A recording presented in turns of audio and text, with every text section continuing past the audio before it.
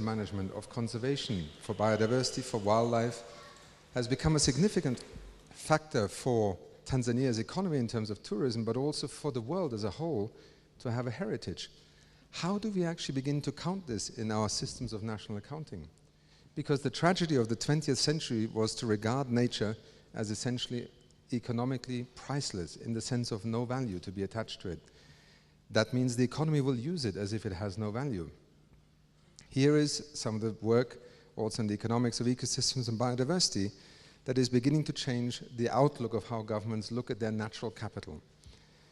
Let me say to you also that the notion that a green economy in the 21st century remains perhaps the privilege, the luxury, or the option of the rich, of the industrialized countries, is something that this Global South-South Expo here in Nairobi today is going to challenge head-on. Because what you will hear about, what you will see in these coming few days, is example after example, as we found with our Green Economy report, of scaled-up policy shifts across the world, where governments have taken decisions to transform their economies, be it in energy, agriculture, transport, urban infrastructure, by changing the signals towards those who have capital to invest, those who make infrastructure decisions, and suddenly you have a country such as Kenya that will double its energy infrastructure in the next 3 to 4 years, virtually only with renewable energy. You will have examples from Dubai to Georgia to Kazakhstan, where 2% of its GDP will in future be invested in the transitional investments for a green economy, right through Europe to Latin America to South Africa, where a green economy report was recently published, particularly looking at the question of green jobs. Because that is also something we have to ask ourselves. Can a green economy provide more employment than the business as usual scenario? And I end with one small but very powerful thought that the late Meles Zenawi put forward when he talked about green development and the green economy. He said it is also Africa's opportunity to finally base its own development choices on resources over which it actually has sovereign control, and not over the technology and the finance of others. And this is at the heart of some of the discussions we will have this week here. Then actually it is in the developing world that we see some of the most transformative, rapidly scaled up transitions. And if you do not believe me, you will hear from our colleague from China, President Li, but also others here, that even an economy such as China, with all the environmental problems now, has premised its future development on an ecological civilization, on a green economy agenda of transformation. Now, if you want proof that South-South is now leading, in a sense, that thinking and that discourse, then I think you will find it here in Nairobi this week. Thank you.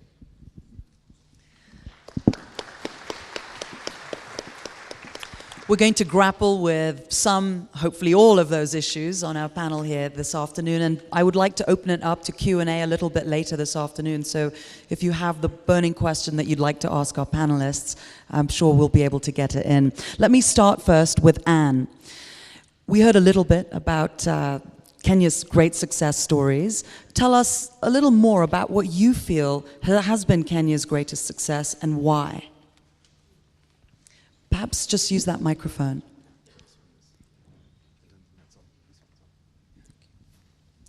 Thanks, Zain. I think from the onset, maybe I should start by saying that one of the things that this country has done, especially with Vision 2030, is to recognize the role that the environment plays in sustainable economic development plans. And what the country did in developing the second medium-term plan, which runs from 2013 to 2017 and was recently launched by His Excellency the President, is to apply threshold T21 dynamic model for integrated planning. It uses a simulation tool that factors in both social and environmental factors. And in doing that, the medium-term plan, therefore, as has been developed, the second medium-term plan is anchored on ensuring that we are looking at the issues of the green economy and taking cognizance of the fact that we must factor those issues and principles in the overall development, national development plans. So that's one of the things that the government has done. And if you look at the plan, one of the things that it highlights is the issue of the renewable energy. And as you've heard, it's already been mentioned, the government has adopted renewable energy very aggressively. We are currently way above the Rio target of 10% for renewable energy. We are at 30% currently, and we are working to build that to about 40% by the end of 3 years. How have you been able to achieve this kind of success? I think it's been mostly because, again, as I said, it's part of the integrated plans and it's part of the Vision 2030. And so the Vision 2030 and the medium-term plan is the one that anchors all government initiatives. So everything that government does is anchored on that document. And so the issue of renewable energy, and in the MTP2 specifically, has already set certain targets that should be achieved by the energy sector. And so they're already under implementation, and we know that we're in the process of expanding that as well to 40%, as I said earlier. President Mkapa, what about Tanzania? What are some of the sectors that you feel have made the greatest strides in Tanzania when it comes to environmental sustainability? I think we take off from the observation that development of any kind must be inclusive, and policy formulation must be inclusive. Problem awareness must be inclusive. Otherwise, you will have compartmentalized achievements, but not holistic ones. And so the first challenge we saw was to make environment and climate policy inclusive, that the ordinary people understand it. And how do you push this forward? You make sure that political parties, who are really the power seekers and implementers, are sufficiently educated, aware, and driven to improve environment and to spread the word and their strategies and their plans. So, if you are leading a political party and you don't have a section that explains how you are going to cope with the challenge of environmental preservation or development and so on, the chances are you won't get very far by way of votes. Secondly, if you are elected, then you make sure that the whole government is conscious of this policy, what it is. And one way of making sure is that when they come with their own ministerial plans and specific projects, you make sure that in their cabinet papers or in their exposition, they explain to you fully what the impact of those projects will be on the environment and the sustainability of development. That way, you get a more inclusive understanding by government itself. And then finally, you have to have measurable achievements. Achievements that will be measurable. I was saying to the Cabinet Secretary earlier that when she said that they are going to plant 50 million trees on the occasion of the 50th anniversary of their independence, I said, I congratulate you on that. I'll make sure that on that day I shall celebrate by planting not 50 million, but certainly 5 or so of my own, by way of celebrating. But that is the kind of consciousness that leads to afforestation, and it will dissuade people from doing more deforestation. And it will encourage people to think more about land use planning that preserves the environment on a sustainable basis, and this way make the whole process of tackling this challenge to be truly inclusive and developmental. Well, I think the Cabinet Secretary will hold you to it, Mr. President. We'll count those 5 trees. When you're talking about your ministers coming to give you papers and you say, there needs to be an impact, give us an example of a project that you saw through and one that was a success. You mentioned deforestation. You've also talked about wildlife conservation too, increasing crop yields, for example.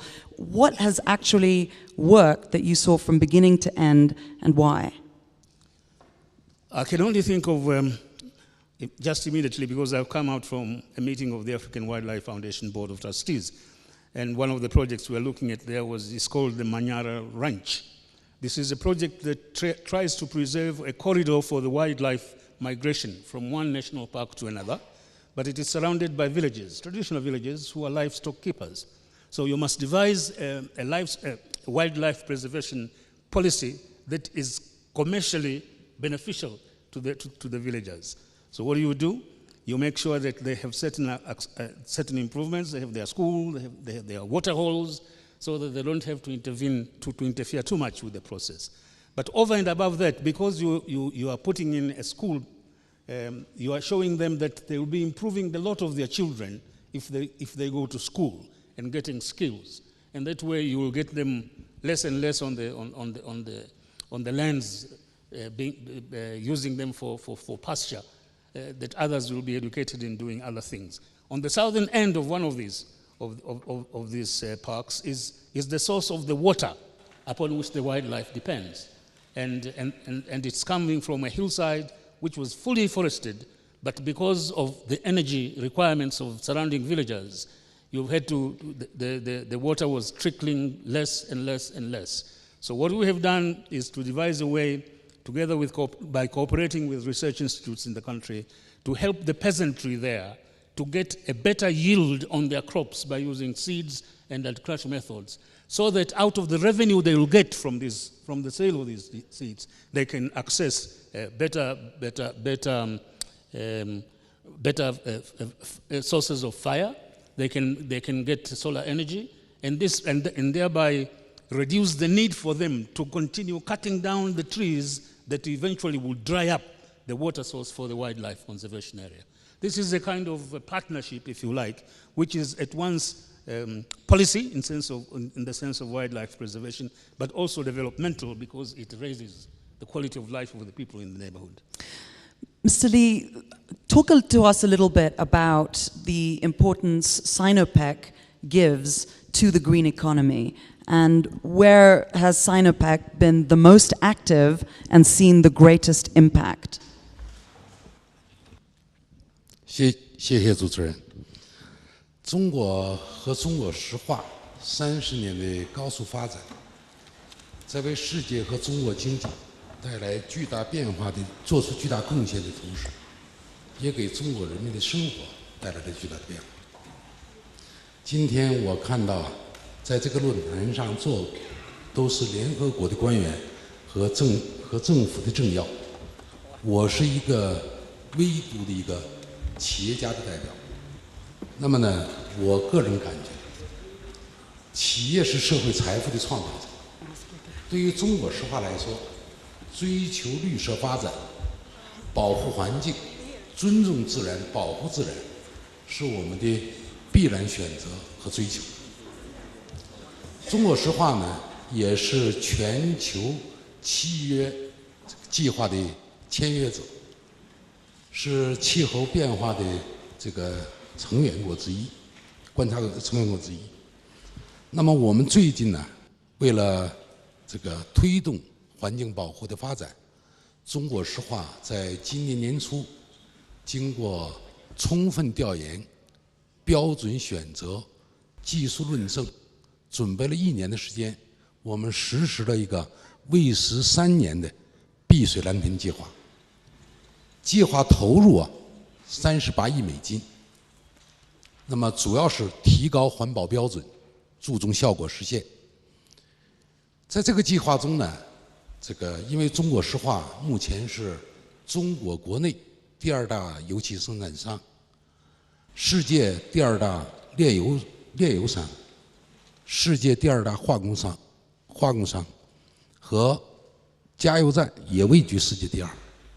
对于这样一个规模的企业，把环保作为我们可持续发展的一个必然选择，38亿的投入，用3年的时间，要实现的效果是，在我们每年有5%到8%生产规模增量全部消化后，在存量的污染排放上降低10%到15%。比如 COD 到2015年末，在现在存量污染的基础上降低12%。二氧化硫在消化增量，在现有存量污染的排放上降低12%。氮氧化物在现有消化增量、现有存量的基础上降低10%，氨氮也是降低10%。所以，作为企业，作为一个微观经济体，把环境保护作为我们企业的追求，作为一个商界的道德标准，作为一个企业家的良心，我觉得我们也应该向所有的企业提出这样的倡议。And when you say you want to reduce emissions from 10 to 15% by 2015, can you just explain how you intend to do that and how you're considering the issue of when you look at economic development and environmental protection in reducing those levels of emission? How will you do it? 这个就是我刚才讲过的，我们搞了一个碧水蓝天计划。这个碧水蓝天计划呢，我们一共在我们的油气勘探开发、炼油、化工生产、工程技术服务等各个方面的领域，一共是228个环保提升项目，来实现投入38亿美金，来实现这样的目标。那么这个效果呢，是在消化增量之后出现的，有这样一个效果。这个计划呢，也得到了中国政府的大力支持和表彰。Jan, how do you see the United Nations as playing a facilitating role in some of the topics that we've heard raised at this moment? Well, first, can I have this? Yeah. Go ahead. The first rule is never to give up the microphone. A sure way to lose control.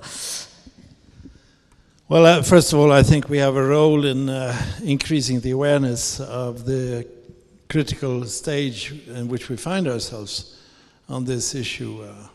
I think if I ask this room here, if any one of your parents spoke about climate change, could anyone raise the hand?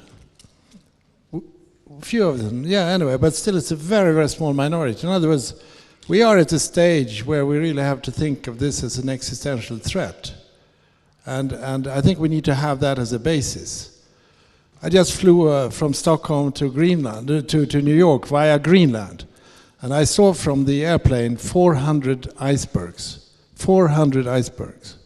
And what you saw from the airplane was only 1/10 of the iceberg. In New York, I meet very often representatives of small islands, Maldives, Marshall Islands, etc.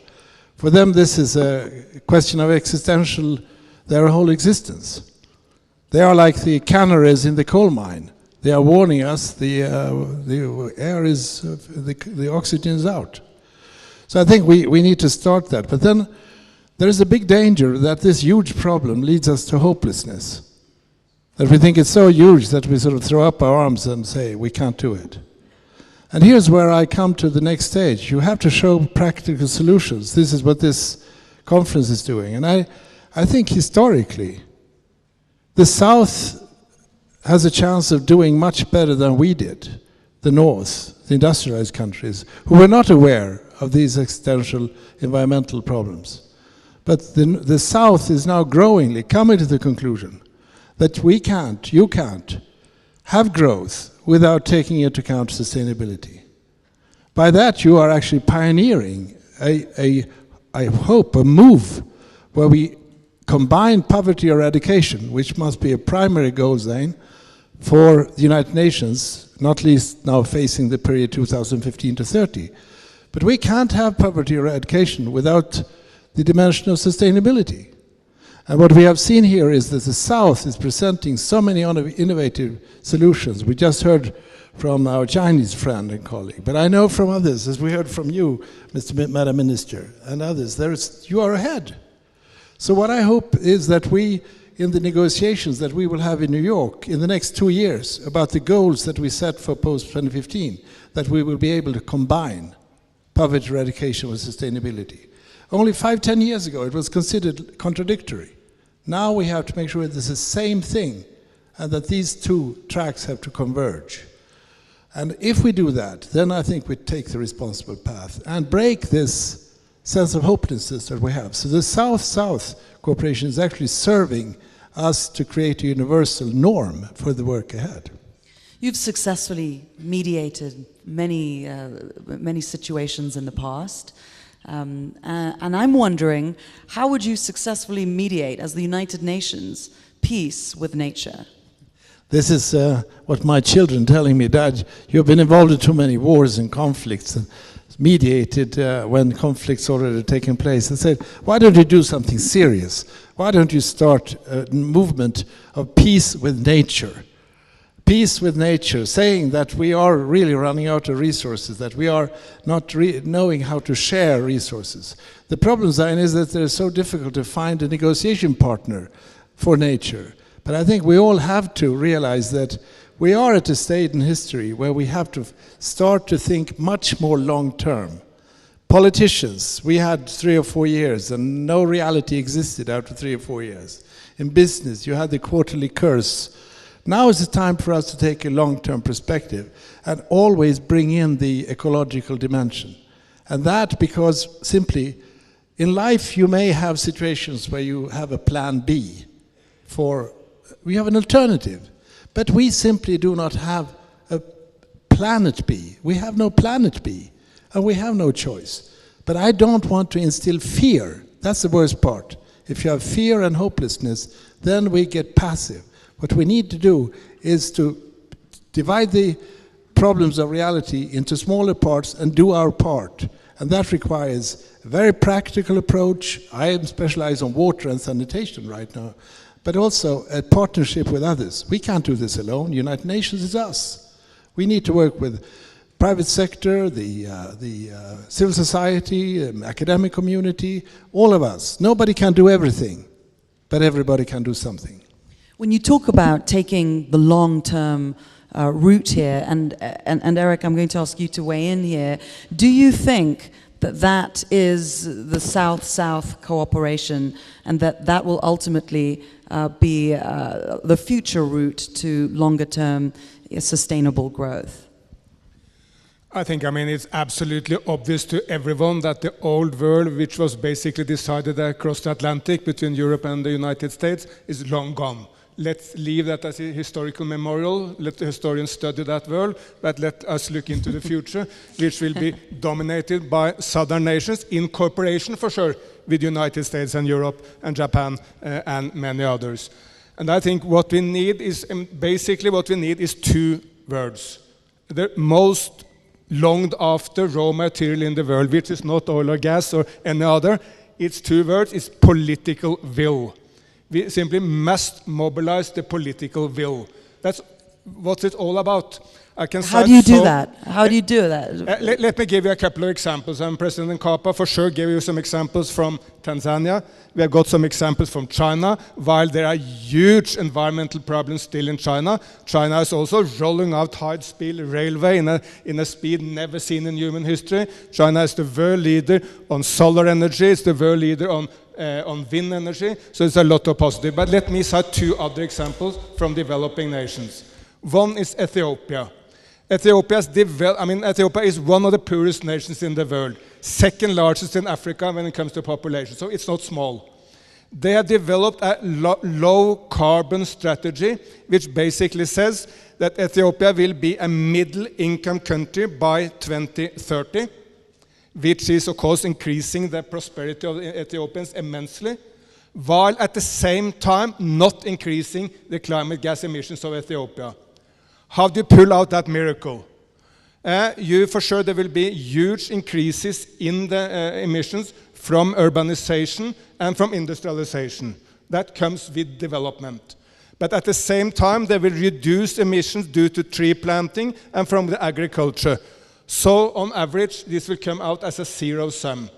And if Ethiopia can pull that miracle, what will be the excuse that any other nation cannot do the same? Why can't Tanzania or Norway or China, why can't anyone else if Ethiopia, so poor but still so rapidly developing? Why does this happen? Well, it's been demanded by many Ethiopians, but for sure you cannot exclude the leadership provided by late Prime Minister Meles Zenawi and recent Prime Minister Haile Mariam. It's about leadership. And let me give you one other, maybe even more encouraging example, and that is Brazil. Brazil has reduced the deforestation rate in the Amazon with 80%, 80. Let's assume that Akim had gone to Brazil 10 years back and told President Lula, please reduce it with 80%. What would have happened? He would have been kicked out as some environmentalist extremist, not really serious on economics. Why had this happened? Well, there have been support from partners. There have been both north-south and south-south support for Brazil. But basically it has happened because President Lula set that agenda.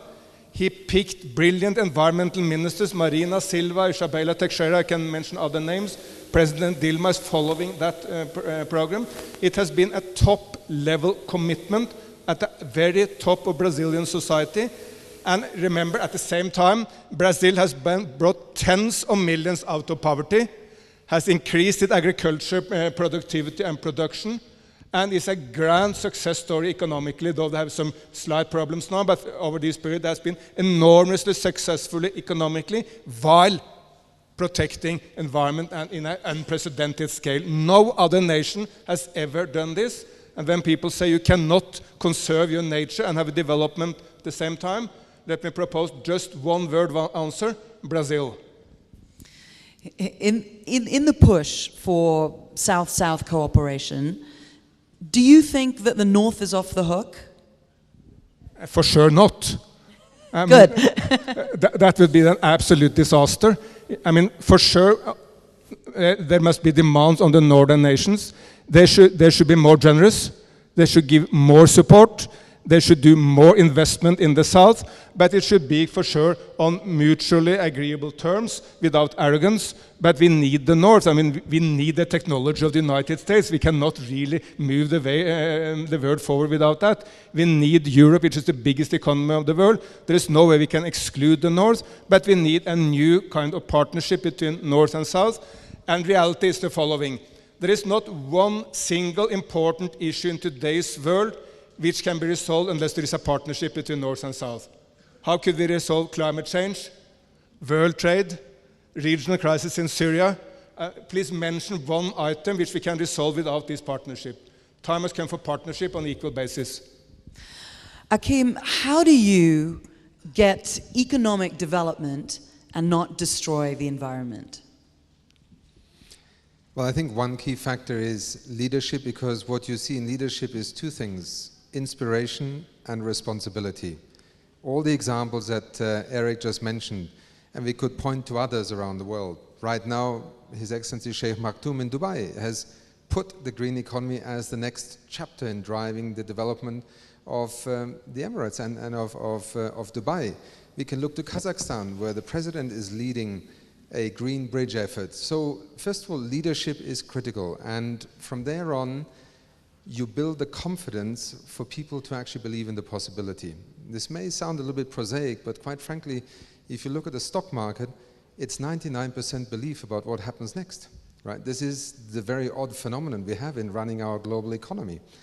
So if the confidence is there that a country such as Germany a few years ago with Angela Merkel said the energy revolution is going to drive our economy, then you put, and this is the next ingredient, you put certainty into the economy. You pass laws, the feed-in tariff legislation in Kenya, the feed-in tariff in Germany and Denmark, and 70 other countries who have now introduced it. What are you achieving with that? You're retooling, you're recalibrating the economy, you're sending signals to people who have investment decisions to make, building decisions to make. Suddenly they see a different economy, a different economics. And it is not just about profits, it's about the ability to also be economically sustainable. And I think here you suddenly then see a very interesting phenomenon occur, which is as pioneers move forward, others begin to invest in areas where the government hasn't even thought of. Resource efficiency. In this city here, for example, we have 2,500 to 3,000 tons of waste that have to be managed.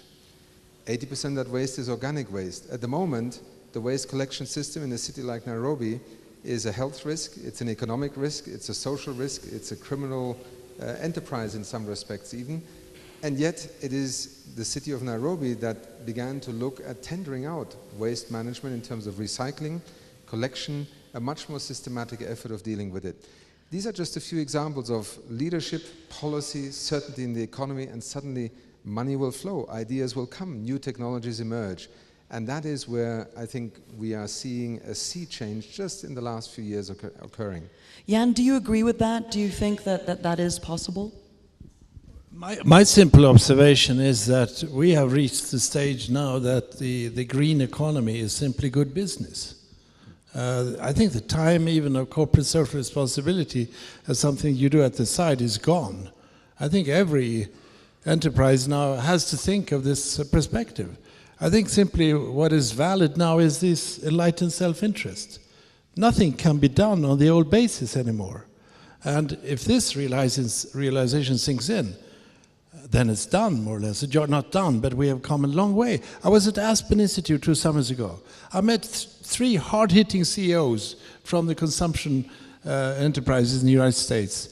They spent 3 days talking about environment, and at a coffee break I said, I'm really impressed that you come here and spend 3 days on environment. I said, my God, we have to do it for our own survival. We brought in some do-gooders, they said, to our corporate social responsibility group about 5 years ago. Now they are part, at least 2 of them, in my strategic staff. We need these guys to do the job. My second point is on leadership. I agree with Eric, but I also want to say there is need for leadership on all levels. If there is no leadership, sometimes you can find a lot of leadership on other levels. Look at the United States, look at the states that can act, look at the mayors. If things are not moving in Washington, I remember Portland and Seattle, wasn't it? Who were moving rapidly like this.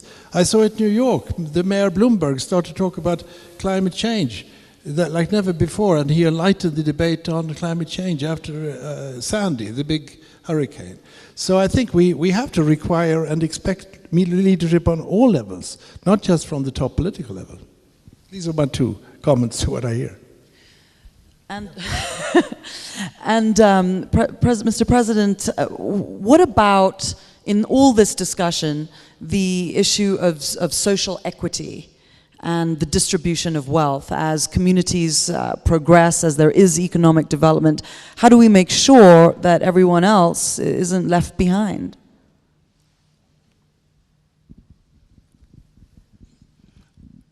Of course, you have got to have a fair and equitable social policy.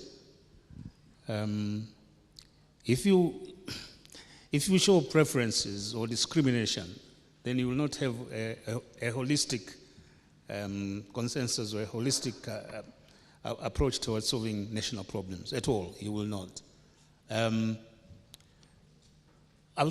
Let me take up where Akim said. I agree about leadership, but really you must have transformational leadership. A transformational leadership that has courage. It takes courage for a political leader to tell livestock keepers that they can't treat the whole country as if it was their personal pasture, that others need the land for crop cultivation.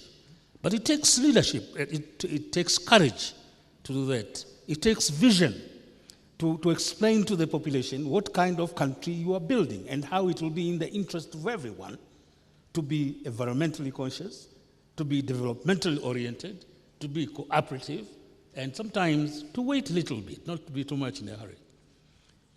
This is extremely important. A leadership that also acknowledges not only the national perspective to development and environmental protection, but also the regional one. You know, these borders are so artificial here.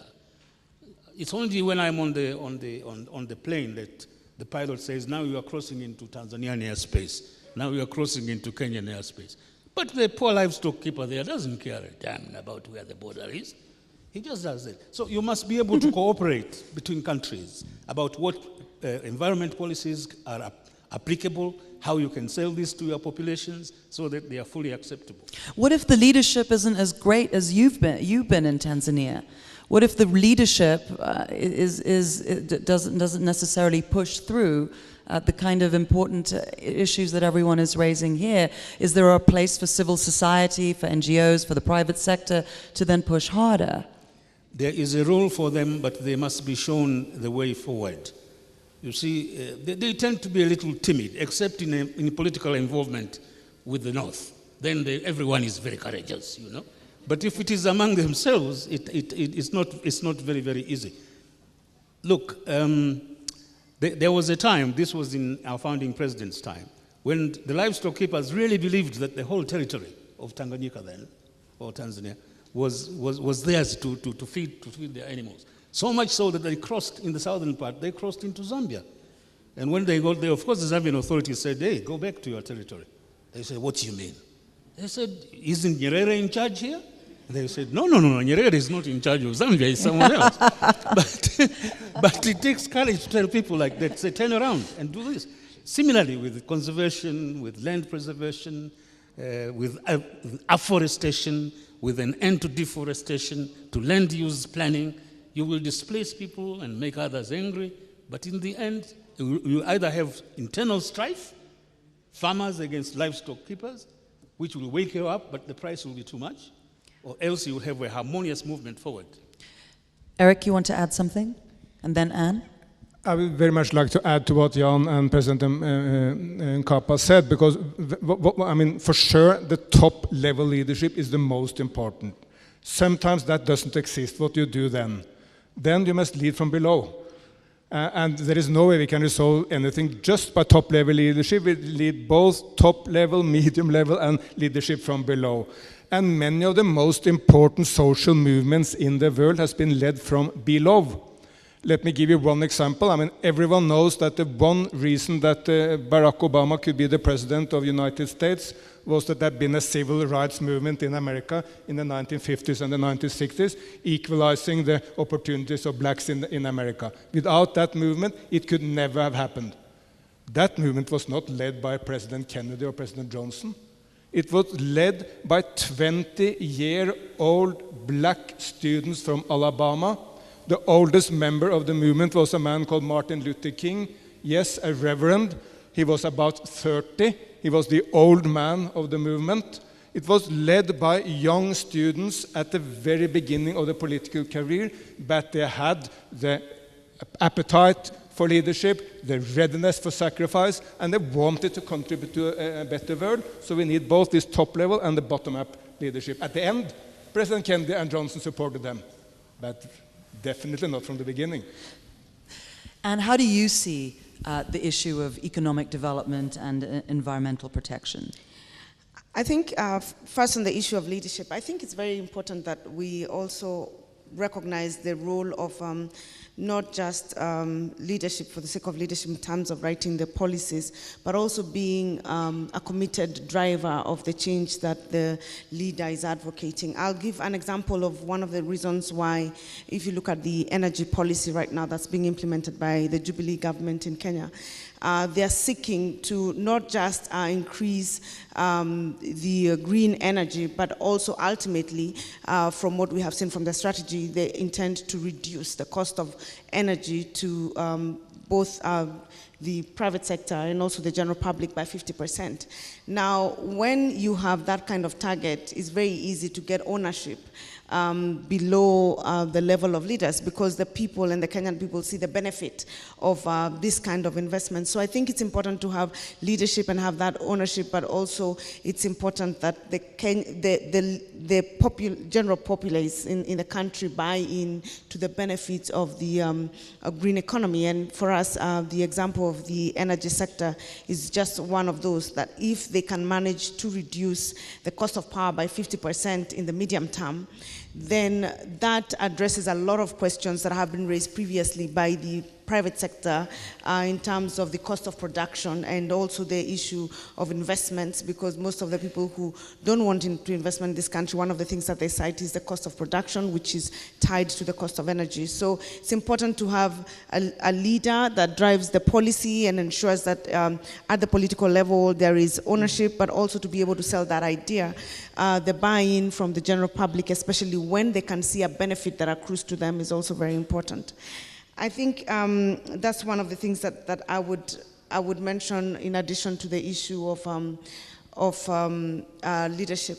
Now, with regard to the environment, again, I would apply then the same principles. Kenya is very unique in the sense that I think we are the only country that I think has put in constitutional threshold on forest cover. I don't know whether there's any other country that has done that.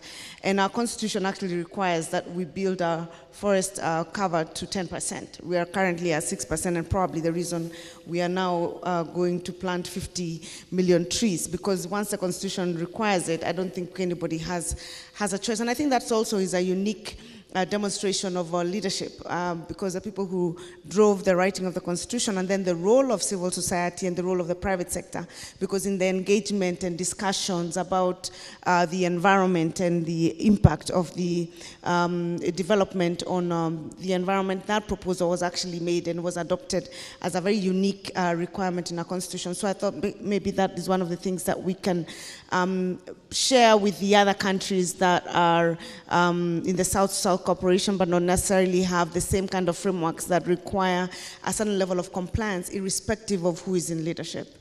I want to pick up on the renewable energy point that you were making earlier. And Mr. Lee, if I may ask you, with the growing demand for renewable energy in the South, just give us a sense of how you see Sinopec's role. 这个可再生能源啊，这个在中国石化也做了很多尝试性的实验。这个它是一种环境产品，可能是回收期比较长。那么可再生能源，我感觉应该大力推广，但是一个重要的条件是政府的支持引导。政府的支持呢，主要是在财税政策上。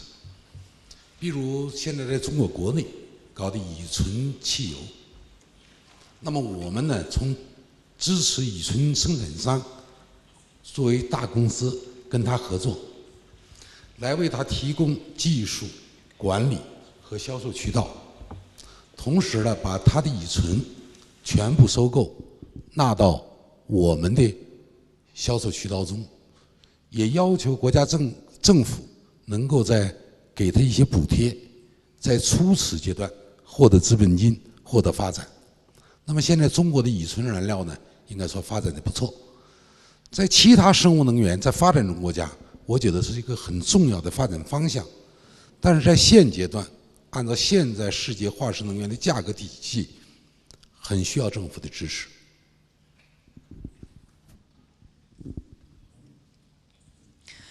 The government support is necessary, but also the support of banks. There's the financial role in all of this. I mean, where's the money coming from, Jan? This is a very important question, because we will need $100 billion every year, 2020, for investment, the climate change challenges. We probably need equally much for poverty eradication.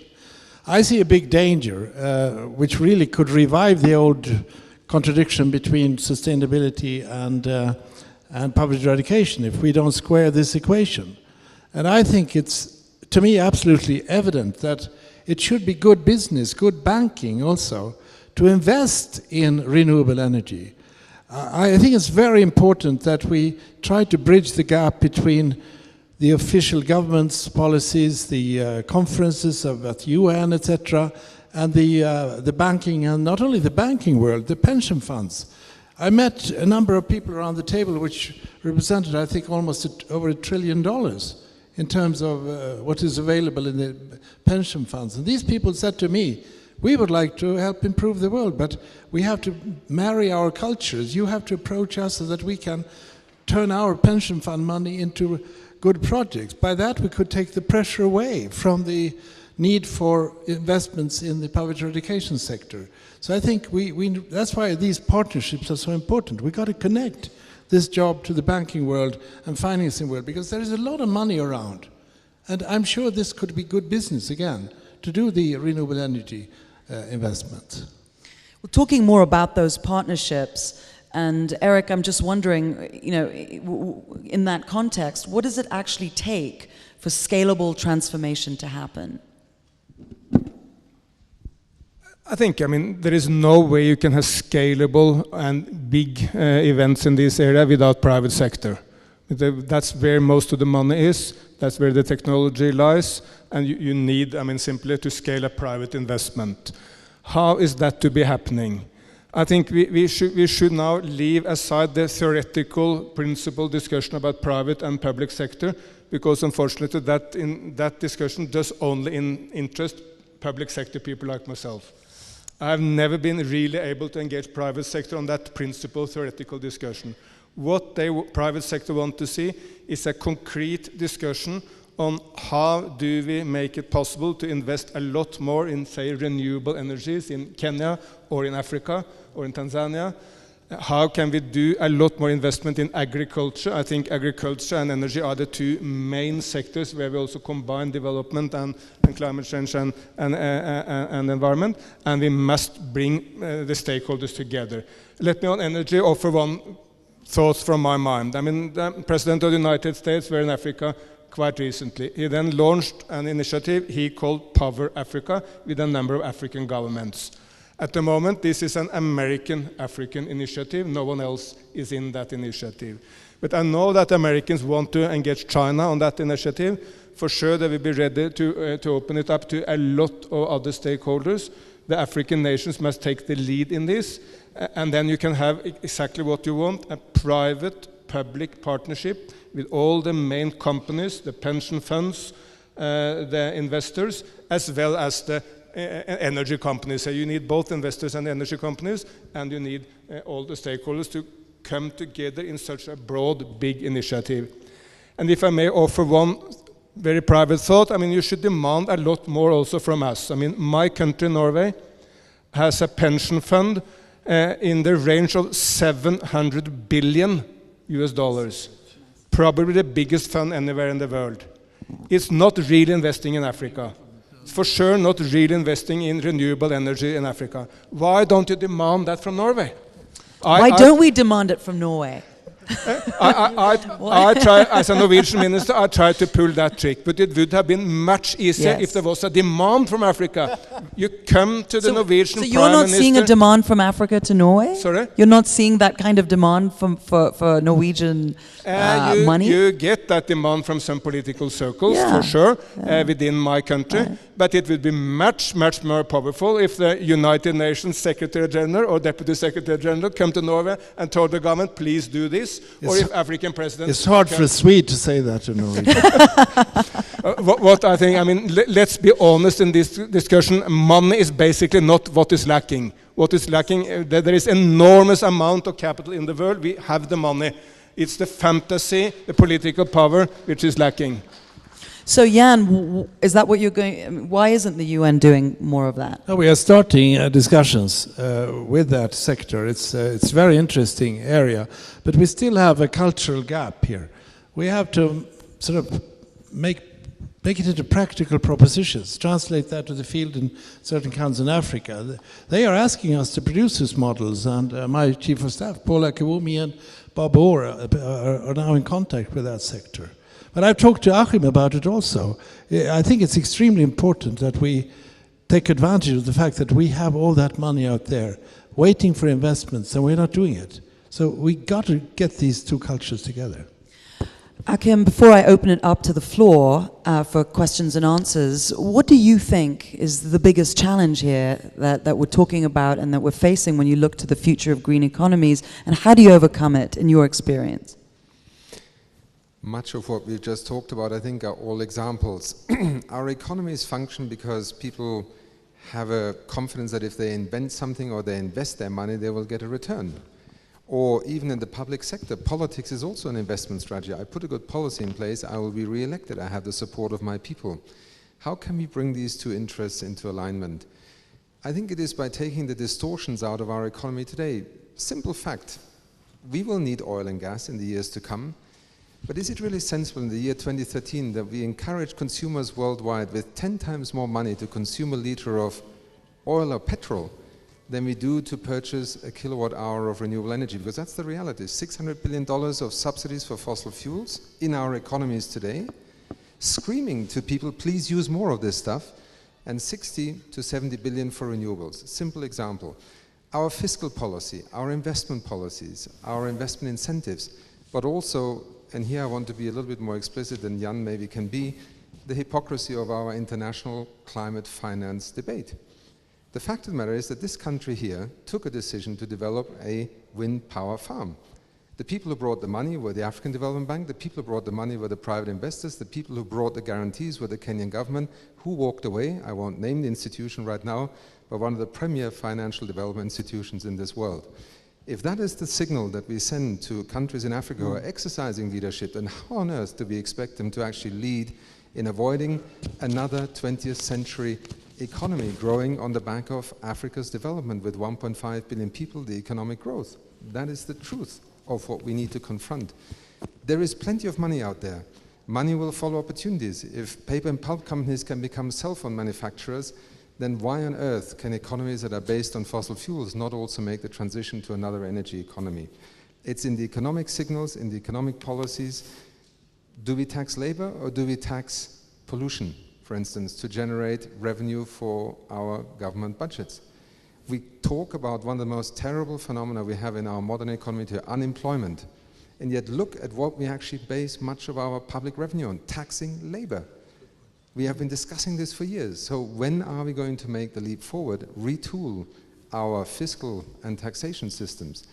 And countries who have tried to do it, why have they not succeeded? Not because it wouldn't work, because there are also many vested interests in a legacy economy. And it is something we also need to face. People have something to lose because they have invested in something that they was basically led to believe would be the future. The future changes. How do you help those to get out of these maybe sunken investments and become allies? Because that's, particularly in the industrialized world, one of the greatest problems. Lobbying behind the curtains to keep their infrastructure essentially producing rents in our economy. I'd like to open up the questions now to our audience. If you have anything, just please raise your hand and I'll ask you to pose your question. Just identify yourself and the organization you're affiliated with. And if you can direct the question specifically to a particular person in the panel, or I will, I'd appreciate that. I'd like to start off first, though, with Habiba, who is the head of Emirates Environment Group, and talk to us a little bit about the role of NGOs. Thank you very much, Zain. Bismillah ar-Rahman ar-Rahim. I would like to start by telling Achim Ahsante Sana for organizing, and for UNEP for organizing such a wonderful platform for the South-South collaboration. I would like to give a nice, beautiful example that is in my country. Could you just speak a little closer to the microphone? Sorry. Yeah. A small nursery in Dubai, in the United Arab Emirates, called Homegrown Nursery, has partnered with an NGO in the slums of Delhi to deal with street children, a program called A Child for a Child. The nursery fees that are paid by children, by the student in Dubai, pays for the fee of the child in India, in the slums of Delhi, taking them off the street, providing them education, nutrition, health, hygiene, and everything. Another example, beautiful example, in the continent of Africa, you have an organization that wanted to deal with the issue of hunger in Egypt. They formed something called Egyptian Food Bank to deal with the poverty and the hunger that is in the country. Today, that program is such a successful program because they've partnered with so many NGOs on the ground to deal with actual poverty and with actual people that are hungry in the country. And they have managed to successfully feed millions of people. They've managed to form a regional network that is established in Dubai this year. And they have gone to form, in 6 years, 13 food banks in the Arab countries and in the region. And they have plans to open up in many countries in Asia and Africa. You have another program where a multinational organization, Procter & Gamble, partners with NGOs on the ground in the Arab country, launches a program in 2011 to deal with the mortality rate and to deal with the Millennium Development Goals and reducing HIV and other diseases. Today, they have managed to deal with more than 5 million mothers and newborn children to reduce the diseases that are associated and to reduce the mortality rate. This shows you the role that NGOs can play and are playing on the ground. NGOs, regardless of which area they are coming from. I myself represent an environmental NGO in my country, dealing with many issues. The examples that is showing you between the different sectors, as was mentioned, public-private partnership, you can never underestimate the role of any sector in this whole equation. Today, it has been proven that there's no one sector that can deal with this scenario. There's no one country can deal because of the interdependence of all the issues and the complexity of the scenarios that are there. So it is very important that we learn. Are we doing enough? This is the question that I would like to ask. There are successful stories. There are good examples that are coming up. But are we really doing enough? Whether we are private sector, whether we are government organizations or UN agencies or NGOs. Are we doing enough? And that's what I want to open up to the discussion to a little more, if you will, Habiba. Can I take a question from the floor, please? The gentleman with the nice tie. Sorry. Thank you very much. Let me first of all thank you all for this interesting debate. I am Sunil Dwakasing from Mauritius, Commission on Sustainable Development. My question will go, I've got several questions, but let me narrow it down to only one. My question will go to Mr. Hashim. We've heard from the panel, there are so many numerous examples of renewable energy projects. There are tremendous efforts that is being done, even in China. But the paradox is, carbon dioxide emission is still increasing. So are we having the right expected outcomes? Or what is going wrong? Are we addressing it properly? Or are we simply just discarding the whole basic problem and playing the ostrich rule? So I want to hear from that. Hakim? Well, the facts are crystal clear. We are not doing enough. And I think maybe that may be one of the threads of today's conversation. Why aren't we doing enough? Because just as Jan said, I try often not to be the prophet of doom, because I think we have enough reason to be concerned about the future. So our role is also to give people courage, confidence in trying new things out. The fact of the matter is we are not doing enough. In fact, if you are interested in climate change, in just a few days' time, we will publish the 2013 emissions gap report. And I can tell you already right now, alongside the IPCC and all others, this world is still heading in the wrong direction. But underneath that wrong trend, you have extraordinary changes happening. You know, if an industrialized economy such as Germany can in less than 10 years shift its energy or electricity production matrix to now producing 25% of its electricity and still be the most successful economy in the current very difficult economic climate, then at least the hypothesis that if you go down that path it will ruin your economy does not hold. What we also see is that, you know, we have very contradictory trends that make it difficult. You know, the Cabinet Secretary mentioned cheap electricity. Obviously, we would all love to have cheap electricity, but what will it do to investments into the future? Because if the cheapest form of electricity is the fossil fuel electricity, will renewables be able to compete? Or do we have better ways of maybe using public policy to say, look, we may go for a more expensive source of electricity, but we will subsidize it because it makes sense from a macroeconomic point of view. We also have to look at things such as international policy. We have a climate regime and we have a trade regime. Under the climate regime, many fingers point to China as the most rapidly growing CO2 emitter.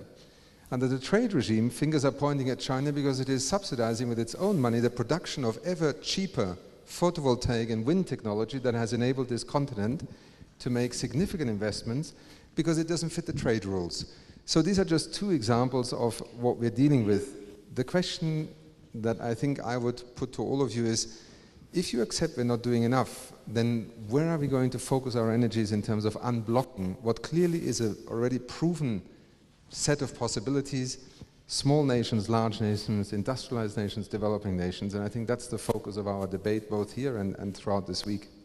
Could I have another question, please? The lady here in the front. Thank you very much. I'm the Minister for Environment and Energy in the Maldives, one of the countries that has been mentioned over here, and also one of the countries that is regarded as a laboratory for climate change events. My question is, studies and practical experiences have shown that climate change is an issue. And then we are talking of existential threats. We are talking of proud histories and cultures disappearing. My point is, up to now, there is not even a single satisfactory quantitative measure of vulnerability index developed.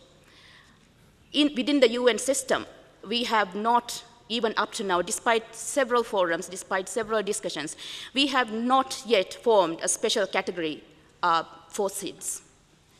And given the focus that it is required, like for example, a country like Maldives, we have made pledges that are way beyond the international conventions. We have declared that we will make the country a biosphere reserve by 2017. We also have got carbon neutrality program. We have also embarked on eradicating HCFC, for example, by 2017. Countries like us, small island development states, we have been doing numerous projects, targets, and yet the kind of focus, the kind of the collective global will is still missing to bring the kind of change that is required to make a change for small island development states. Thank you. So why are we not doing enough again? Jan? Well, I mentioned Maldives because I followed that situation so closely, and that's why I use the metaphor that you are the canary in the coal mine. You are the ones sending out the existential warnings now, and we should listen to you now. I think your voice will be stronger heard. Your voice is strong itself, but I like the fact that you have this small islands developed states group, which is very, very powerful now, growingly. You have had your disappointments, and I share those disappointments, because evidently the canaries are not as frequent in some other countries in the coal mine in which we all live. But I have a formula that I really want to try to present to you, very short. It is, we need international solutions. And look at the climate change. We need international solutions, but we have to make sure that the international solution, and here comes my point, the international solution is in today's world in every nation's national interest. It is only when we realize that your rising sea level in the Maldives is a problem for New York and Stockholm and whatever, when we wake up. And this is to me also the challenge to multilateralism. We are right now in a period where multilateralism is in danger, threatened. We're looking, international cooperation could be a problem. We must make sure that international cooperation, international solutions, international formulas are seen as national interest. That's when the parliaments will say, oh, wonderful, we need to do this. That's when the editorial writers will say, fine, that's where public opinion will go with us. So we have to take away the artificial line between the national and international. And no better issue exists than climate change and the situation for the existence of your country. Could I take another question, please? Perhaps from this side here. This gentleman in the black jacket. My name is Kiprono Kichon. I represent the Kenya National Chamber of Commerce and Industry, and I'll just like to say that the Chamber of Commerce is a global movement in 177 countries on all 5 continents, and it represents really the interests and aspirations of the private sector for the last 413 years. Now, my question is directed to Anne Waiguru, the CS of devolution in Kenya. And I'd like to borrow from the word that was used by Mr. Steiner on retooling. Do you think that there is an opportunity by the government of Kenya to really retool its own approach to the private sector and how we set it up in terms of actually improving our green credentials? And the reason I ask that is, you know, there is a difference, and it has been mentioned by many of the speakers today, in the green aspirations of the rich and the developed countries and the poorer countries, where it is actually a greater priority in the West, where they're not grappling with issues of day-to-day survival. And the retooling proposals that I would like to probably put forward to you is the possibility of even infusing in our investment approval criteria green credentials as part of the approval process. When we look at corporate performance in this country and in other places, in Kenya we have the Company of the Year awards in the top 100. Is there a way that we can change the metrics to include an aspect of green credentials? And I'd like to say, that the Kenya government, the Jubilee government, has done very well to create the Uwezo Fund, to which the National Chamber should be a natural partner because we are devolved as well as international. But the 6 billion shillings that you have, I think there is a huge opportunity to also infuse an aspect of green technology, and that really will cascade to the lowest level of the economy. So we can take a bottom-up approach, but the practical and truthful reality is that in the poorer nations, we are more involved in grappling with the issues of day-to-day survival. Thank you. Anne?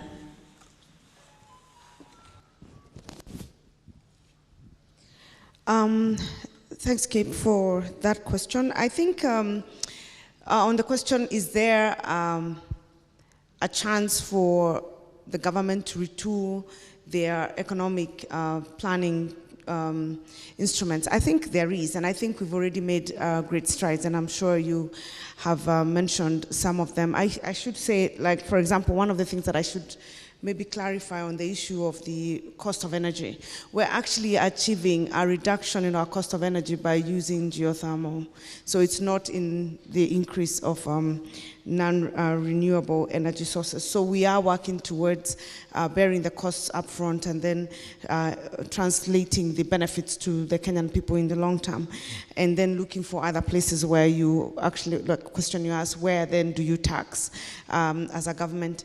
And so to answer your question on is there a chance? Yes, there is. On the Uwezo Fund, for example, which happens to be under my ministry, one of the initiatives that we are encouraging the youth, because the youth are the beneficiaries to these funds at the lowest level, is youth that are engaging in enterprise that have to do with environment, such as tree planting initiatives, for example. They have actually been given a great priority. So we are actually trying as much as possible to infuse aspects of environmental sustainability in almost everything that we're doing, but to include it as a policy and ensure that even when farms apply, for example, for government, to support government and to provide certain assistance to government, that we have credentials that consider the environmental sustainable energy, renewable energy factors. I think that is there.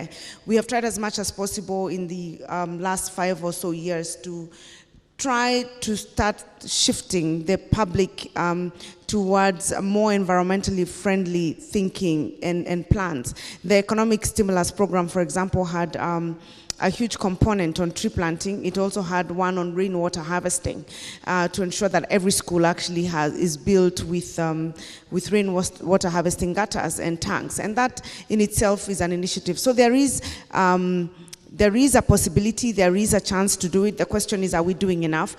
Probably not. One of the things that I'll carry from this conference is to actually send the message to the government whether we need to relook at what it is that we're doing, the interventions that we already have in place, and see whether we can, despite the fact that we are leading in the region in terms of these interventions, can we increase those interventions, and what role can the private sector play to ensure that they also feel included. I should mention, Zain, by the way, on the top 100, it's got nothing to do with government, it's a private sector initiative.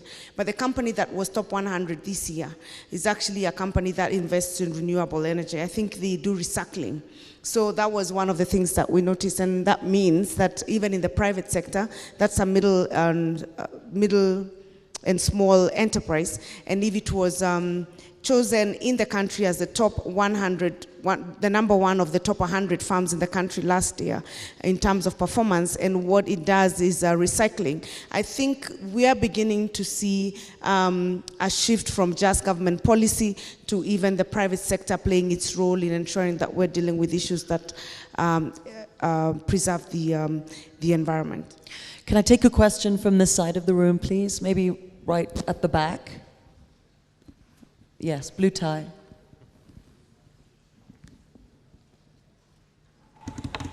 Thank you. I will address my question to Eric Storham, since he's the one that has mentioned the participation of the population through his example of the civil rights movement in Alabama. I wanted to know, among the stakeholders, you didn't mention the local governments, but I think we are talking about a change in the patterns of production, of consumption, that needs a participation from the population. It's necessary. So how do you see the participation of local governments in all that change, that revolution that is coming? Eric? No, as I tried to modify my examples earlier, I mean, you need the top-level political leadership, which is Barack Obama, President Xi Jinping, top world leaders, the Secretary General of the UN. You also need government, you need city leadership, but you also need the leadership from civil society, which we heard from, was it Emirates or Biba. Sorry, yeah. You need leadership at every level.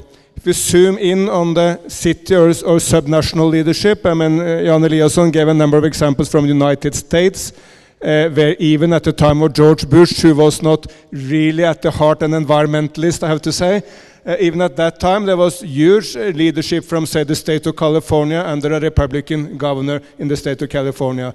So a lot can be done by states, by mayors of cities. Normally, for instance, city planning, which is enormously important for climate change and for biodiversity, would be under local governments. Also, huge areas for climate change, like transportation. I mean, that's a key driver for pollution, but also a key driver for climate emissions, is under local authorities. So we need leadership at every level, and we have no time to waste. President Mkapa, there's a question on Facebook that I'm hoping you can address. It's from Irene's Concierge, who says, how can Africa's youth be encouraged to take part in local solutions for a green economy, bearing in mind that we need to be trained and we need to be educated, and who will pay for it? So a question around youth engagement. Say again?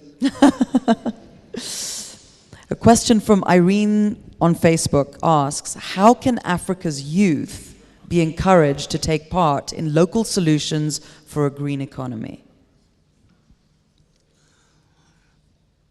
Well, I hope that those that are enrolled in formal institutions of learning will hear something about the challenge of environment and climate change. I hope that they will be involved in extracurricular activities, either as clubs or outreach groups, to interact with the populations there, to make sure that the land is taken care of, water sources are protected, trees are planted, etc. And then, as organized youth, I hope that at their meetings they will also have a time to assess the state of the environment and the extent to which the struggle to make the land, the environment, the climate, to conduce to sustainability, not just survival of their countries. That is also within their reach. And for the youngest here on the panel, how do you engage the youth and make them and train them and educate them in a way that reaches out using technology and social media and everything that the youth is engaged with and interested? I think I'll also answer this, being also the minister responsible for youth affairs in Kenya. One of the things that we find very useful is starting from a very early age, incorporating these aspects into our normal formal education. So in addition to what His Excellency says about getting them involved in extracurricular activities of planting trees, but you also have the issues that relate to environmental sustainability and the green economy in the general curriculum in schools. And that they start at a very early age. And then when they get to a stage where they are now at the youthful 18 years going up, in the universities, the activities that we support as private sector, as civil society, as the government, especially in interacting with the students in the universities, to have a leaning towards an interest and driving an interest in a campaign that supports these initiatives. I think that would be very useful. Social media, I think Kenya is known to be one of those to have a very active engagement of youth in the social media, and that could be one of the platforms of engaging the youth in terms of the issues of environmental sustainability. I think we can get a lot more information in the language that is understandable to the youth, and a language that would inspire them to want to participate. And then also like what kind of language? Well, the reason I say that is because we know very well that the language that the youth use is not the technologically advanced language that you would use at the UN. So if we put documents on social media that are very technical, they will not spend time on it. But small, short messages that encourage us to get them involved in interesting activities. The competition for the top 100, for example, and ensuring that you include a factor of environmental criteria, and that can work for the young entrepreneurs, people who are interested in being supported by government initiatives. The Weather Fund that we've just mentioned has already encouraged the youth to get involved in projects, to apply for these loans, especially if they're in projects that have to do with tree planting or environmental conservation, and that in itself gets them involved. So it's understanding the language of the young people and then adapting their solution and policies to their language so that they can adopt it, because it's very different from those of us who sit in especially high-level discussion tables, and the way we would present that information would have to be completely different. So to get the youth involved, you have to speak their language, but we can actually get them involved and interested in these initiatives. Can I take another question, please, from the middle of the room here? It's the person that just right here with the red, yes, you, yes.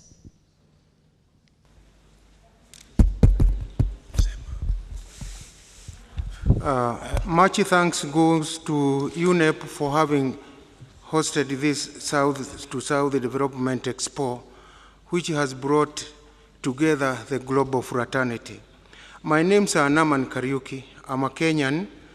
I'm representing Mount Kenya Forest Research Institute, which is located approximately 310 kilometers northwest of Nairobi. Much has been discussed and will continue to be discussed regarding safeguarding natural resources, thus conserving biologically rich forests and ecosystem. But here is my comment, dear participants. This will never be achieved, and I repeat, or you repeat with me, it will never be achieved, not unless and until mankind live in harmony with nature. This is evidenced by the time of the old. Mankind is said to have lived up to over 800 years because he conserved nature. So what is your question? What is the question for the panel? Can we do that and save time? Thank you. Did you have a specific question for the panel? No. Okay. Gentleman at the back. Okay. Kwa jina yangu naitwa Frederick. Yes, and I've been instructed to incorporate more gender balance. Sorry. Okay. Kwa jina yangu naitwa Frederick. Thank you, Mr. President. Go ahead.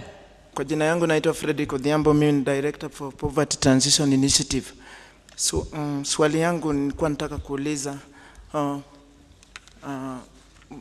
nimefurahi sana na hii mkutano ile imefanya nimekuwa hapa leo, na ningependa kuuliza viongozi wale wako hapo mbele, kwa nini hii mambo ya Lake Victoria iko kitu ndani ya maji inaitwa gugu, inaweza fanyika aje ili kwa sababu itolewe ili samaki wache kukufa gugu maji, kwa sababu government iwezi fanya kazi bila nyinyi, mpaka nyinyi utoe pesa ili na nyinyi usaidiane ili hiyo kitu toke, kwa sababu maji samaki inakufa mingi mpaka Naivasha hapa.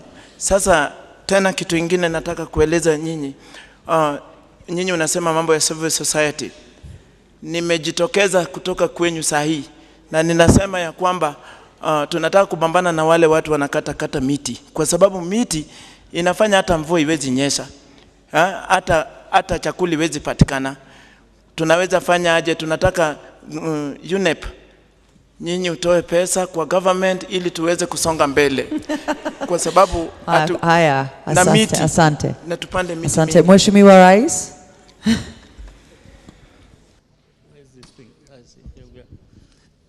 Swali lako la kwanza juu ya Lake Victoria, nasema jibu lake ni rahisi kabisa, kwa sababu clearly kuondokana na gugumaji katika Lake Victoria haijapewa umuhimu unaostahili. Serikali hawajatambua hilo. Ndio. Serikali zote tatu hawajaweka uzito huo unaostahili, lakini vile vile mashirika au civil society nayo vile vile haijatilia mkazo. Tunahitaji a driving agitation for change. Kweli kabisa. Tunafunga safari nyingi kwenda Buenos Aires, sijui kwenda Tokyo, kwenda hapa Lake Victoria, angalia ile utashtuka. Hilo la kwanza. Lakini la pili vile vile, na sisi vile vile ni wavivu kufikiria kwamba sustainability ya samaki katika Lake Victoria nao vile vile ni msingi wa maendeleo yetu. Kwa sababu ukiwamaliza yote ni hatari kwa binadamu, ni hatari kwa biashara, na kwa yote maendeleo yatavia. Hilo vile vile ni swali la kuelewa na kutoa uzito unaostahili. Wapi pesa itatokana? Penye nia pana njia. Kama unatambua shida, utaprioritize. Nianze na nini? Nianze na kuoa au nianze kwanza kujiandaa kushika nyumba? Asante sana. Asante. Another question, please, from the audience. These two ladies here, maybe one after the other.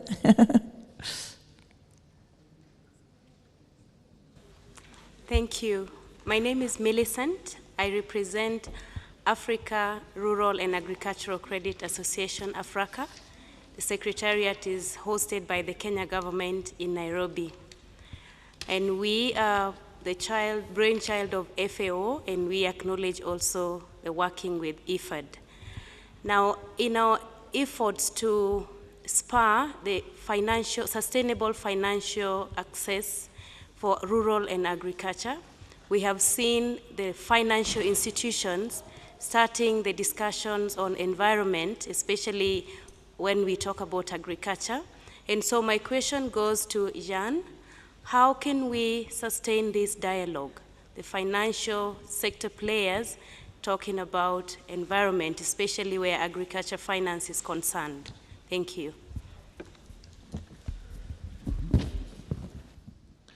Well, I said earlier that we wanted to establish this dialogue, and I think we all have an obligation, if I widen the answer, to reach out to each other's spheres and cultures. I have a very simple model. I think we should, in today's world, try to put the problem in the center, and then we should ask who can do something about this problem. And then we could simply gather those who can do something about the problem around the table. And this means that we have to stop working and thinking, as I think we have done far too much and far too long, vertically in silos. We are so good in our silos, so good in our vertical areas, but we haven't learned that if we are to reach the solutions in today's world, we have to work and think horizontally in terms of functions, subjects, but also in terms of actors. I talked about the cultural gap between the banking and private, the pension fund world, and the fight for poverty eradication, where we need the resources. But we need also to reach out to these other sectors. And I want to say, in defense of this institution to which there was a reference, We have now a growingly good relationship, a very solid relationship with the World Bank. The World Bank is taking on the agenda more and more now of the United Nations, and that we put that problem in the center and unite around it. So I think my contribution at this stage is simply to say, let us think and work horizontally rather than vertically, and let us put the problem in the center and ask who can do something about it and take it from there. The lady next to Millicent. Good afternoon, everyone. My name is Aida Nganga. I'm Director for Leadership and Entrepreneurship at the Global Peace Foundation. Now, the reason why I feel that I need to contribute this afternoon is because I've not had anything to do with transformative education. The Millennium Development Goals, I believe, were developed around the year 2000, and you're looking at 2030 coming up. The people who are going to be probably at the forefront of most initiatives, or the driving force, are going to be young at that particular time. So when we talk about education, and when you talk about you going into the education systems of governments, you're actually thinking very strategically and very sustainably. So that's the reason why I don't know where my question will go, because I know we have a prominent panel there, and all of you are definitely trying to engage different actors or reach out to other sectors or players. So I'll leave that to Zain to decide who's going to answer that question. Transformative education is crucial at this particular point, gentlemen and ladies. I think we need to look into that, so probably you could just let me know how far or what efforts we are putting into this area. Thank you. Maybe, Mr. President, maybe you can take that, the issue of transformative education, or not. Akeem, perhaps you can address that. Well, not that I would say this is necessarily the central reference point, but the United Nations is in the midst of a decade of education for sustainable development led by our sister organization, UNESCO, and through the General Assembly decision. You know, education is fundamental, but I would simply echo what you have said just now in trying to develop a discussion around this transition, the transformative leadership, the green economies. We need all of this. Our Deputy Secretary General just said it. Education is vital, finance is vital, public policy is vital, courage is vital, local governments are vital. It is to me striking how in many countries, even to this day, that relationship between nature and people, or environment and people, is something that in the curriculum is dissected into biology, physics and chemistry, rather than an understanding of the interaction that we live in an age where we are fundamentally changing our life support systems on the planet. So I can only say yes, and with UNESCO, with UNEP and others, we very much believe in it. And in fact, we have a global university partnership, which is in fact bringing together over 200 universities, or even more by now, to try and create the sort of networks that allow curricular development to evolve, to bring down the costs of bringing these, let's say, complex issues into an educational system, be it primary, secondary, or tertiary. So I can only agree, and I think the whole panel would agree with that. Eric, would you like to add something there? I'd like to add that, yes, we need transformative education, but we also need simply more and better education. And I think, we have made huge progress on education. That's one of the Millennium Development Goals which we will reach, so let's celebrate that fact. But there are two main remaining problems to me. One is that there is still quite a high number of children who are not attending school. Vast majority of them are girls, and vast majority of them are in fragile states. So we must zoom in on the fragile states if we want to bring everyone into school. But then quality of education is in many countries very low. Yes, children start in school, but they get out after 2 or 3 or 4 years of education, and quality is very low. If you want to increase quality, you must take a much more holistic view of education, because at the end of the day, good education is about good teachers. That's the issue. Not good classrooms, not good everything else, but good teachers. And to get good teachers, you must take the entire education into consideration, the teacher schools, everything. Tanzania, by the way, sitting here, is one of the great examples of huge progress on education. If you look to the figures of how many children are in schools in Tanzania today than they were 15 years back, it's fantastic progress. But still, I'm sure President Nkapa will agree that quality of education must be rapidly increased, and then you must take this holistic view. Mr. Mkapa has to leave in a few minutes, unfortunately. So if I may, Mr. President, just ask you to share with us what your key message for this afternoon is before you need to make your exit.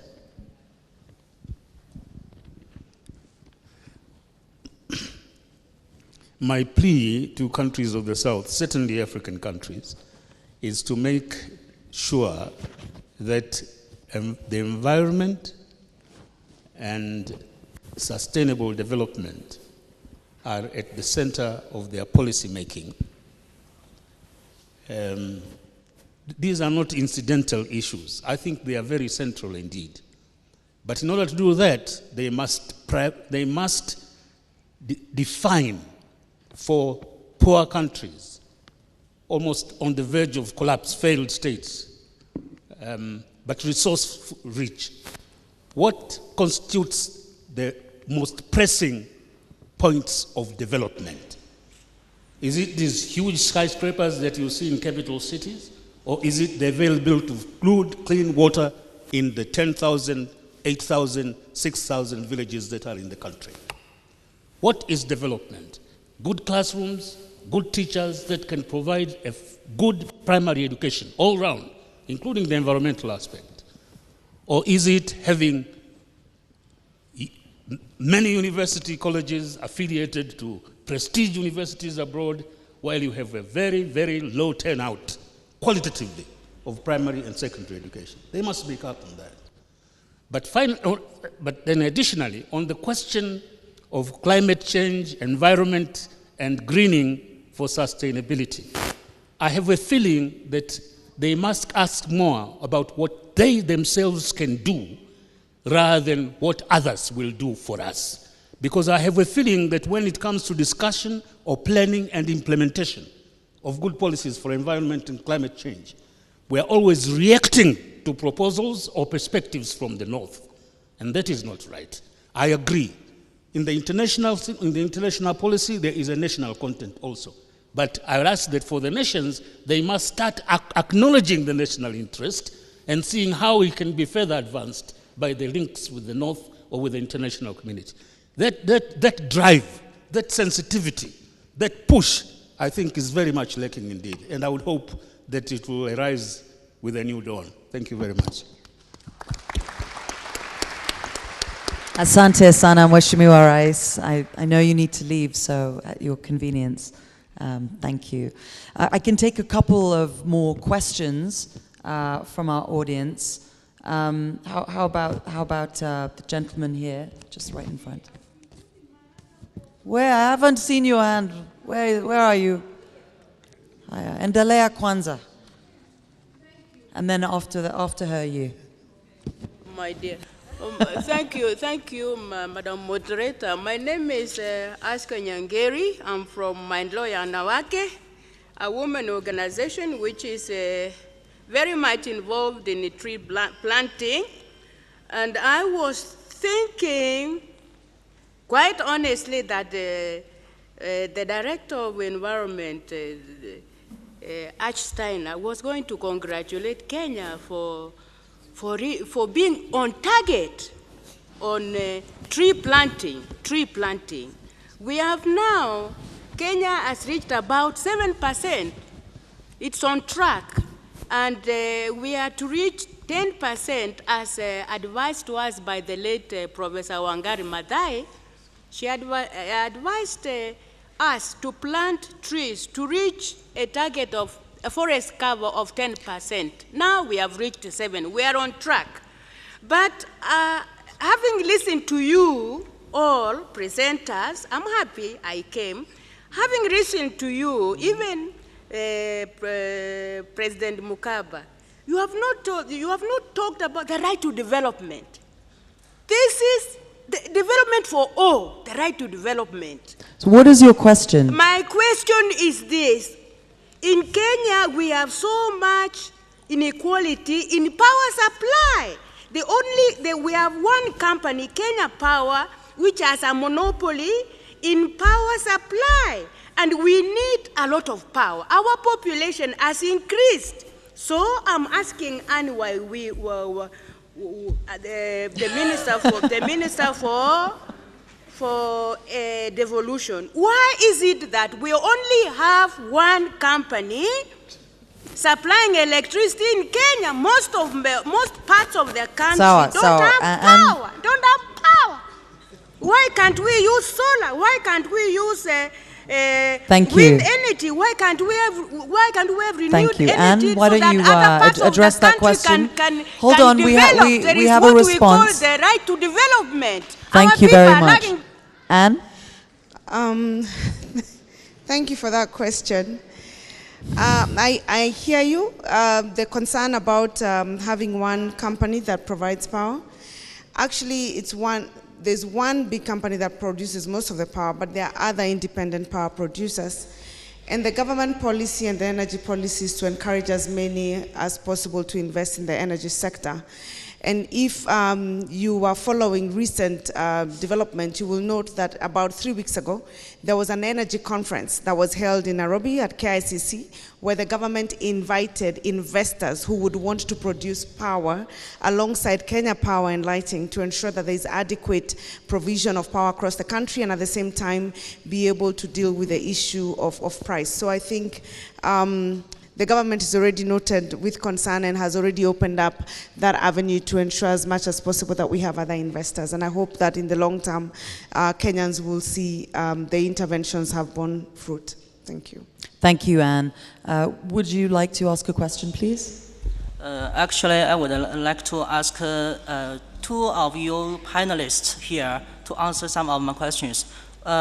Some questions are for Li Chunguang, the president of Sinopec. And some questions I would like to direct to Akim Steiner. I just visited the picture exhibition hosted by the Moon Action Bright Moon event just at the picture exhibition hall. And I found Sinopec's pictures are pretty interesting, and I see that Sinopec has carried out some business and operations in Africa. Mr. Li, can you just give us a brief introduction in very simple sentences, introducing Sinopec's work in Africa? And also, I see that Sinopec has also carried out some business which are not related to petroleum. And can you tell us why do you carry out business that are not related to petroleum? Why Sinopec do this in Africa? What's the meaning? Mr. Li? 好，刚才这位先生说到中国石化在非洲，那么现在啊，中国石化在非洲15个国家有业务，主要的业务还是油气的勘探开发和石油工程、炼化工程服务。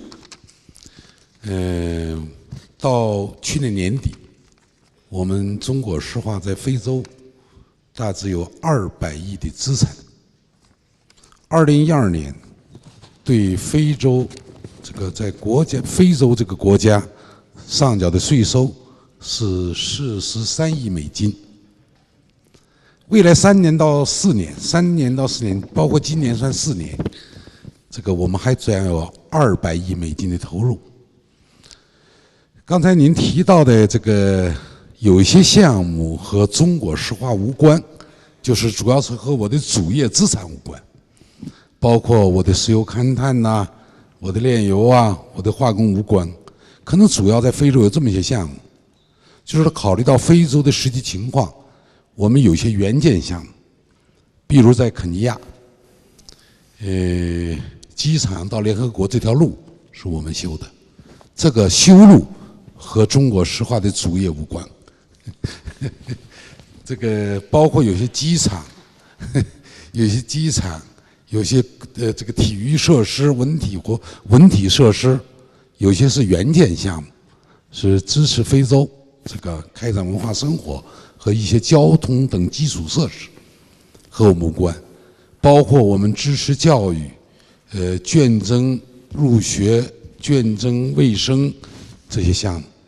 那我觉得这是我们作为一个企业，作为一个企业公民应尽的社会责任，特别是在非洲，我们在这里要和非洲这些国家能够合作共赢，这样呢才能提高中国石化的发展质量。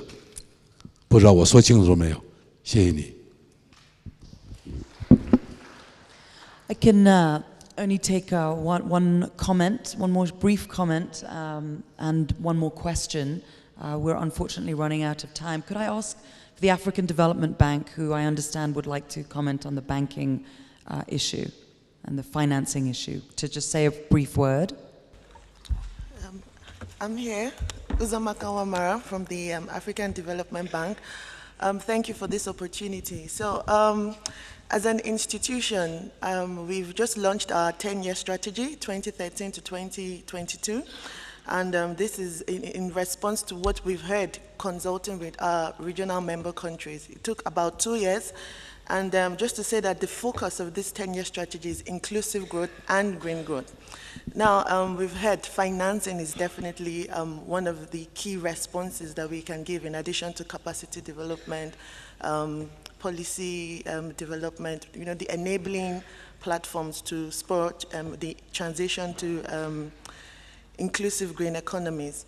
Now, at the African Development Bank, we're looking at innovative financing options to take forward this agenda. And just to highlight that one of the key things that came out from the discussion today was the need to unlock private capital investments. And at the bank, working with some countries who are piloting green growth, one of them including Kenya, we've seen that the private sector is keen to invest. However, there are certain risks that need to be mitigated. And this is where we play a financier role, whereby we assist countries in ensuring that these investment risks are mitigated. So one of the things we're looking at is a partial risk guarantee. And I'm sure we've heard quite a lot about the geothermal project in Kenya. We're happy to say that we're working with the government on this project, even the Lake Turkana.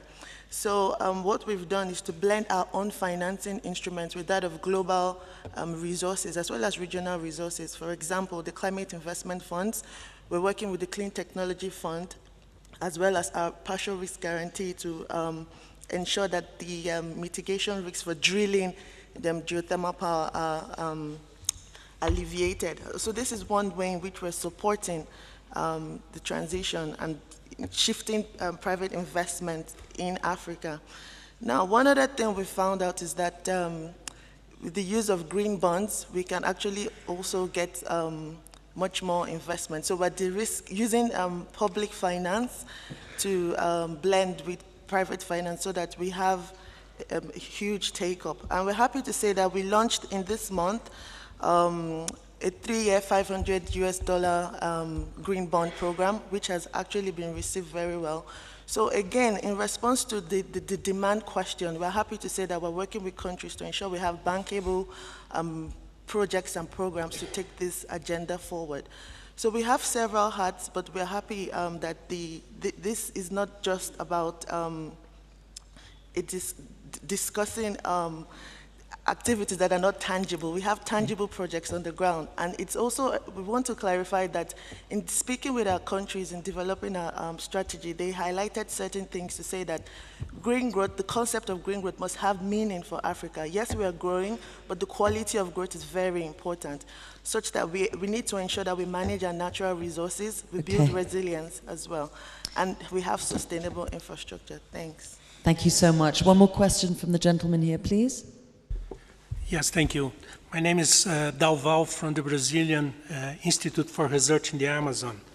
Mr. Eric, I was very happy that you comment on the reduction of deforestation in Brazil, but the leadership was connected to several other actions in nation, particularly in education, in medical support, transport, communication, and several other actions there. But I would like to have a comment from you and also from Mr. Achin about the importance of science and technology for the green economy and sustainable development. Thank you.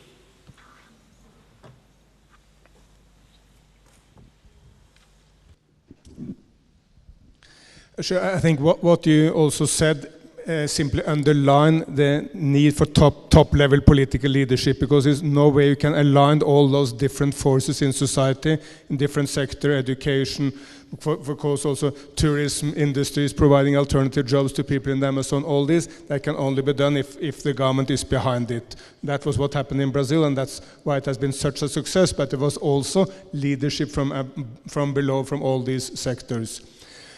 On science, I mean, let's take one detail, but the one reason why it's today possible to monitor exactly, basically down to the simple tree, what is the amount of deforestation in the Amazon, is that we have satellite photos. Well, these may have been developed for military purposes, maybe somewhere very far from Brazil, but they are today used to monitor the deforestation rate in Amazon, as well as in Indonesia or in Congo or any other place. So we know exactly what is the deforestation rate. And unless you know that, it's hard to really act. I mean, the Brazilian Minister of Environment, Isabella Teixeira, which I consider myself a friend of hers, she has on her computer a detailed information about the deforestation rate in every province of Amazon, so that even if it goes down generally in the Amazon, if there is some increase, say in the province of Porto Velho somewhere, she will know that it's happening, and she can try to act in collusion with local authorities there on that matter. If there was not for this scientific approach, nothing would be possible. At least it would be very, very much more difficult. So you need this combination of the political will at the top, mobilizing forces in society, and utilizing the best of international available technology. I believe we have time for just one more question with the lady in the front here. If you could just pose a brief question to the panel, and then I'll ask everyone for their final thoughts.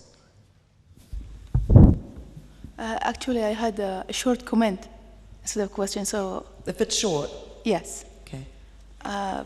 Excellencies, ladies and gentlemen, I would like to just thank you for the opportunity to have these 2-minute comments. I am Mishkan Al-Awar, Secretary General of Ziyad International Foundation for the Environment, a foundation being founded by His Highness Sheikh Mohammed bin Rashid Al Maktoum, Vice President, Prime Minister of UAE, and ruler of Dubai. And I would just wanted to comment not on anything of this foundation apart from the leadership aspect, beyond the vision where we need for this South-South cooperation. This foundation has been also founded to have an award every 2 years, which we have partnership with the UNEP, and I believe Ms. Akimishtaner is a long way of partnership with our foundation in rewarding international figures besides the technological and scientific and the grassroots. We are considered in this one. The leadership aspect will be in the initiative and the advancement initiative of the green growth.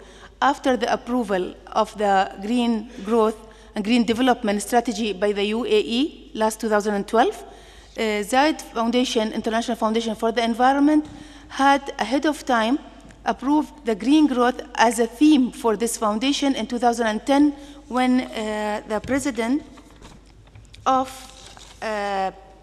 Korea, Republic of Korea,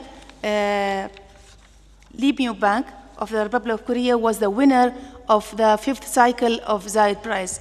This is just, and of course, all of these winners were for their pioneering work, included their vision and concern for humanity, environmentally sustainable development, and green growth. This is where we changed the vision and the objectives of this foundation through the years from 1999 today to just meet the future, the latest approaches in the development and the green growth. Thank you. Thank you very much. I'd like to ask each of our panelists to share their final thought, something that you think is the key takeaway for all of us here this afternoon. Jan, if I may start with you. I'm sometimes asked whether I'm an optimist and pessimist. You got that questions often, don't you? My answer these days, I'm an optimist. I'm still an optimist, but I notice that I add, I'm an optimist, but I worry a lot. I worry a lot. And we got to listen to the signals here and start acting. And I have 3 words on I that I want to bring to you. Interdependence, institutions, and initiative. Everything we do now is related to each other. Many of you have made comments from different activities. But what we should know is that they all intertwine. They are all reinforcing each other without possibly us knowing it.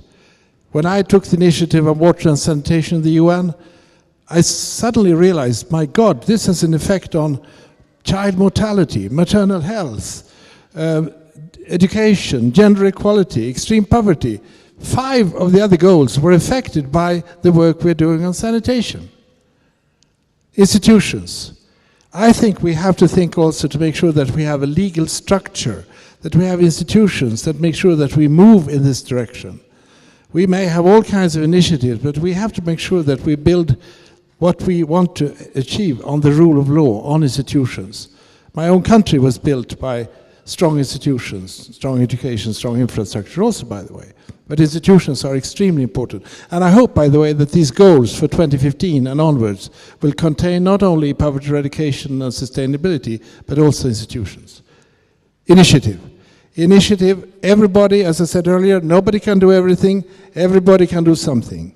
Ban Ki-moon has done something by proposing a summit meeting with political leaders, but also from the whole private sector in September next year, in order to increase the political awareness of what this is all about, so that we, by 2015, Achim, can take the steps that are necessary for the area of climate change. Thank you, Zain. Anne? For me, the question that I'm carrying with me is the question that was asked, are we doing enough? Are we doing enough as a government to ensure that we are taking into consideration all the factors that we need to take into consideration, not just for economic growth, but to ensure our development is sustainable? The other issue is on engagement with external partners, the private sector, the civil society, the religious institutions, the development partners. How are we engaging? Are we engaging as actively as we should? And even if we are engaging, is our engagement effective? Do we have enough forums to ensure that that which we end up with as policy is sustainable and we're able to carry the general populace with us? I think that is what I have had from the various questions that have been asked. And then finally, how do we make this practical enough to be carried out by everybody? How do we get the youth engaged at their level? How do we get the communities in the villages engaged at their level? And how do we get economic growth and development felt by the villages across the country? So that's what I carry home saying. Eric? I may look a somewhat monoman, but I still believe that the most important issue is to mobilize the political will. So I've said that throughout the debate, and I will repeat it at the end. We need to mobilize that political will, the leadership at every level, from the top to the civil society. That's the only way. I mean, very often people come to me and ask, does it matter what I do? Can I really do anything? I think that's one of the most common questions we all get. To me, there is simply one reply to that. Well, who else will change the world? If you don't take part in the change, who will change the world? Every major movement in any nation, every major movement globally started with some concerned citizens who come together and decided to try to change the world. So that's what we need at the moment, and we should encourage that leadership at every level. If you allow one other comment, it's the need to bring together private sector and governments. And that can only happen if we leave aside or leave behind us the theoretical principle debate. We must be much more practical. That's the only way really to engage with the private sector. I made the suggestion, let's use the Power Africa initiative as a way to bring together all stakeholders, private, public, big, small, investors, energy companies, for sure concerned citizens around such an initiative for energy in Africa. There is another such initiative already in existence. I mean, one of the ladies over there spoke about agriculture. There is a similar initiative called Grow Africa, which is, yes, some of the big companies investing in the sectors, but also the African smallholders. Is led by the Minister of Agriculture of Nigeria and other African ministers. So it's a way of the public sector, civil society, those concerned, and the big global companies to come together around increasing the productivity of African agriculture, but in a climate-smart, environmentally friendly way. So these are the initiatives we need to come together around, but we need the political leadership to do that. Mr. Lee? 这个刚才我在发言中讲到，中国石化是联合国这个全球契约领导者计划的这个成员，也是关注气候变化的签约方。那么我在这里想说的一点是，关于环境问题，联合国刚才秘书长讲到有个领导力的问题，我是赞成。 非常欣赏这种说法。领导力呢，我想恐怕还不是空泛的，更重要的体现在政府和企业两个方面。政府这方面的领导力，更重要的体现在倡导、引导、支持和约束。刚才我讲到了支持，包括财税政策的支持和约束。 也包括你比如现在中国政府对企业的行为约束的就是非常严，特别是所有的增量污染物不能增加排放，还要减，啊，否则的话就要停产。这种约束是一种强约束、硬约束、有效果的约束。作为企业方，我觉得重要的还解决3个方面的问题，一个问题是认识上的自觉。 第二个呢，要行动，要做起来，要动起来，要付诸实践。第3个呢，就要在经济上、技术上有突破，经济上要可行。包括刚才讲到的生物能源，也是这个问题。你比如中国石化现在搞的生物能源、乙醇汽油，包括我们用废弃的食物油也做成航煤，也上了天，是吧？但是 这种废弃的食物油做成航煤，它的经济性没有支撑。所以说，我说，一是在企业这个领导力，还主要体现在你认识上的自觉，行动上要做。第3呢，要掌握技术和实现它的经济可持续发展。谢谢大家。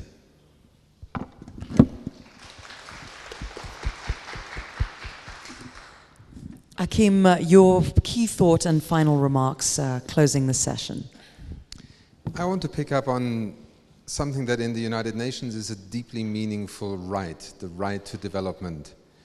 The discussion today is about protecting the very fundamental conditions for the right to development to prevail.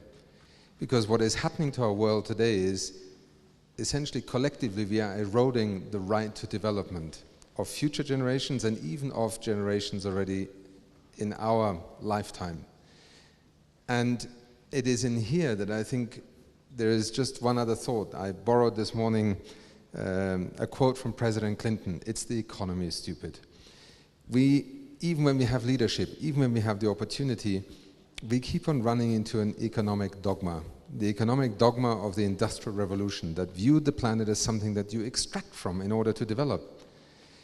We are now in the 21st century. If you think in historical terms, in just 300 or 400 years of a fossil fuel era, when historians, 500 years down the line, will laugh at the fact